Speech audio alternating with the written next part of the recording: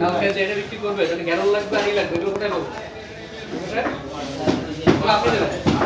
আপনি দেবেন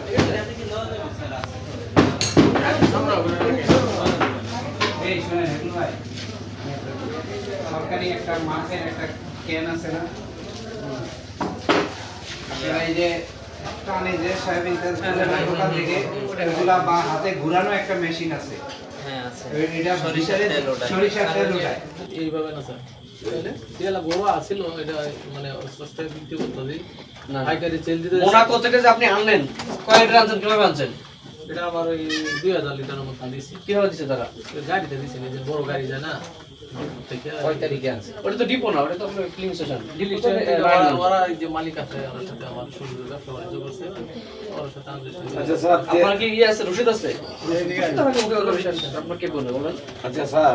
আপনি যেটা বলছেন যে এনওসি বা এটা অনুমতি এটা তো বলছি স্যার কিসে শিক্ষক প্রাইমারি